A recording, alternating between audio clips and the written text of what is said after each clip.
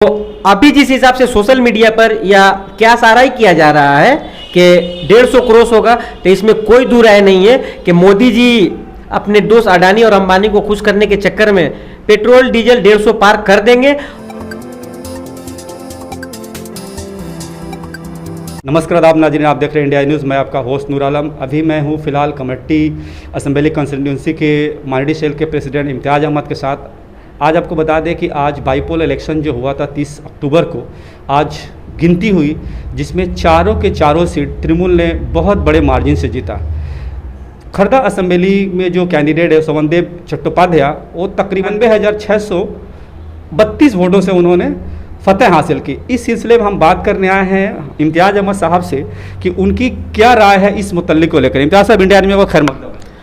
बहुत बहुत शुक्रिया नौलम साहब, और मेरी तरफ से इंडिया आई न्यूज़ के तमाम रिपोर्टर्स, फोटोग्राफर्स और इनकी जो पूरी टीम है उनको दिल के गहराइयों से मुबारकबाद।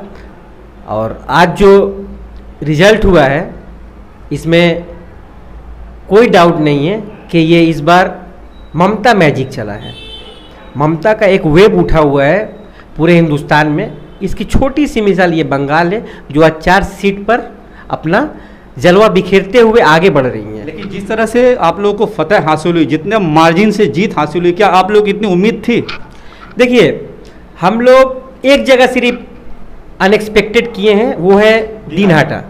वहाँ पर निशित परमानिक जो हमारे केंद्रीय मंत्री भी हैं, उन्होंने असेंबली इलेक्शन 2021 में 57 वोट से हमारे उदयन गुहा साहब को हरा दिए थे। मगर जब ममता मैजिक शुरू हुआ तो उसका रिजल्ट मई के बाद अक्टूबर, यानी कि 5 से 6 महीना में 1,63,007 वोट। माने यहाँ तक निशित परमानिक साहब अपना बूथ भी नहीं बचा पाए हैं। ये है ममता मैजिक। लोग बोलते हैं ना मोदी मैजिक, तो मोदी मैजिक नहीं है, इसको बोला जाता है मैजिक, ममता बनर्जी मैजिक, जो इस बार बंगाल में पूरा छा गया है। जिस तरह से देखा गया था 2014 के इलेक्शन से पहले, जिस तरह से मोदी की नाम पे एक लहर चली थी पूरे हिंदुस्तान में, तो क्या ये शुरुआत है ममता बनर्जी की लहर का 2024 इलेक्शन के लिए? लगभग शुरुआत हो चुकी है। इसकी मिसाल आप त्रिपुरा में देखिए, जहां हमारे state general secretary Abhishek Banerjee साहब के जाने पर विप्लव देव सरकार वहां पर 144 लागू कर देती है। RT-PCR टेस्ट की जो किसी बुनियाद पर भी नहीं है, वहाँ पर लोगों को मैंने उसका रिपोर्ट मांगती है। 500 लोगों से ज़्यादा वहाँ पर प्रोग्राम में जाने नहीं देती है। तो ये एक खलबली पूरे हिंदुस्तान में शुरू हो चुकी है। त्रिपुरा, उसके बाद नेक्स्ट टारगेट हम लोगों ने देखा गोवा में, हमारी CM गई वहाँ पर, किस तरह से उनका खैर मकदम किया गया। वहाँ लिएंडर पेस ने तृणमूल कांग्रेस ज्वाइन किया, उसके बाद लकी अली की वाइफ, उन्होंने भी तृणमूल कांग्रेस को ज्वाइन किया। तो आस्ते आस्ते हम लोगों ने अपना पैर फैलाना शुरू किया है, और इंशाअल्लाह रहमान 2024 में ममता बनर्जी और अभिषेक बनर्जी के नेतृत्व में पूरे हिंदुस्तान में TMC का बोलबाला शुरू हो जाएगा। जिस तरह से आज पश्चिम बंगाल में बीजेपी ने चारों के चारों बाई इलेक्शन के सीट हारे, उसी तरह से हिमाचल प्रदेश में भी बाईपोल इलेक्शन हुए थे, आज गिनती हुई और उसमें चारों के चारों सीट कांग्रेस ने जीता। तो आज की जीत से क्या आपको लगता है कि फिर से शायद कांग्रेस फाइट बैक कर रही है और 2024 में अपना एक छवि बना पाएगी?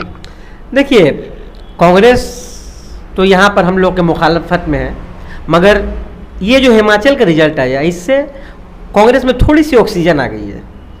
हो सकता है कि इस ऑक्सीजन के जरिए कुछ कांग्रेस को कोई जगह मिल सके। महाराष्ट्र में भी एक सीट जीती है, मैंने फिर सोशल मीडिया पर देखा है। तो ये ऑक्सीजन का काम करेगी कांग्रेस के लिए। मगरबी बंगाल में कांग्रेस के लिए कोई जगह नहीं है। और ये जो चारों मतलब बंगाल और हिमाचल और दूसरे जगह पे जो इलेक्शन हुए, बीजेपी की बुरी तरह से हार हुई है, तो ये हार का सबब क्या? ये बढ़ती हुई महंगाई, लोगों की परेशानी, अनएम्प्लॉयमेंट, क्योंकि आए दिन पेट्रोल और डीजल के दाम बढ़ रहे हैं, आज भी बढ़े हैं। और ये उम्मीद की जा रही है, प्रिडिक्शन किया गया है कि आने वाला 1 से 1.5 महीना में 150 के करीब पेट्रोल चला जाएगा। तो क्या ये सब कारण है बीजेपी के नाकामी का? आपको क्या लगता है? देखिए, हम लोग कमरट्टी के रहने वाले हैं, कमरट्टी विधानसभा के, और हमारे MLA जनाब मदन मित्रा साहब है। उन्होंने डीजल पेट्रोल के लिए एहतजाज किया था बैलगाड़ी चलाकर, साइकिल चलाकर। तो उनको जिस हिसाब के वो हैवी वेट नेता हैं, उनको ये आसार हो गया था कि पेट्रोल डीजल सेंचुरी क्रॉस करेगा। तो अभी जिस हिसाब से सोशल मीडिया पर या क्या सारा ही किया जा रहा है कि 150 क्रॉस होगा, तो इसमें कोई दो राय नहीं है कि मोदी जी अपने दोस्त अडानी और अंबानी को खुश करने के चक्कर में पेट्रोल डीजल 150 पार कर देंगे। और ये जो रिजल्ट हो रहा है इस बार, जिस तरह से हिंदुस्तान का रिजल्ट घूमना शुरू हुआ है, ये पेट्रोल डीजल और अनएम्प्लॉयमेंट और कहीं कहीं जो बीजेपी ने अपनी नंगे बर्बरियत और जो जिस तरह से लोगों पर, किसानों पर जुल्म और ज्यादती शुरू की है, इनका जवाल आस्ते आस्ते शुरुआत हो चुका है। और इंशाअल्लाह रहमान 2024 में इनको हम लोग बंगाल की खाई में ही फेंकेंगे, क्योंकि बंगाल की खाई पूरे दुनिया में मशहूर है और यहीं से शुरुआत होगी।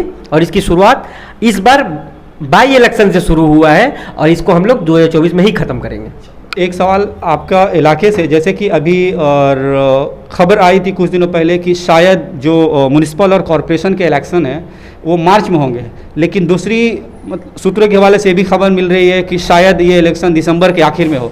तो आपका जो कंस्टिट्यूंसी है, कमेटी म्यूनिसिपैलिटी जो पड़ता है, इसमें क्या आप लोग पूरी तरह से तैयार है होने वाले इलेक्शन के लेकर के? और आपको क्या लगता है कि ये जो 35 जो वार्ड है वो 35 को 35 वार्ड इस बार फिर आप लोग ला पाएंगे या बहुत सारे फेरबदल होगी? देखिए, जिस तरह से 5 साल तक हमारे काउंसलर्स ने काम किया, चेयरमैन ने काम किया, वाइस चेयरमैन ने काम किया, एमपी साहब ने काम किया, पिछले 5 साल हमारे एमएलए साहब एमएलए नहीं थे, मगर एक एमएलए से बढ़कर उन्होंने काम किया। मदन मित्रा ने कोरोना के पीरियड में और उससे पहले के पीरियड में जिस तरह से लोगों के साथ खड़े हुए थे, चाहे वो अनाज की शक्ल में हो, चाहे वो दवा की शक्ल में हो, रोजगार के शक्ल में हो, स्कूल में एडमिशन के शक्ल में हो, कॉलेज में एडमिशन के शक्ल में हो, या किसी भी मसाइल, किसी के शादी ब्याह में अगर नहीं अरेंजमेंट हो पा रहा तो उसमें उनके साथ खड़ा होना, या इस तरह के और भी कई काम है जिसमें सामाजिक काम में मदन मित्रा साहब ने कमेटी डेवलपमेंट सोसाइटी के बैनर तले पूरे कम्युनिटी विधानसभा में हर तरह से लोगों को मदद किया, उनके साथ खड़ा रहा। कोरोना पीरियड में घर घर तक राशन पहुंचाया, उन्होंने दवा पहुंचाया, सेरेलेक पहुंचाया। उसके बाद से ये हत्या के ईद के वक्त मैं गवाह हूँ, मेरे हाथ से हमारे जनों नेता और अभी हमारे एमएलए हैं मदन मित्रा साहब ने खाम में कुछ पैसे भी भरकर घर घर पहुंचाया है। ये मैं कितना पैसा था ना मैं जानता हूं और ना जो पहुंचाने वाले वो जानते हैं, ये सिर्फ मदन मित्रा साहब जानते हैं और जिनको मिला वो जानते हैं। तो इस तरह से मदन मित्रा साहब ने 5 साल से इस कॉन्स्टिट्यूंसी को सजाया है। तो उस हिसाब से इस बार हम लोग 35-0 करेंगे।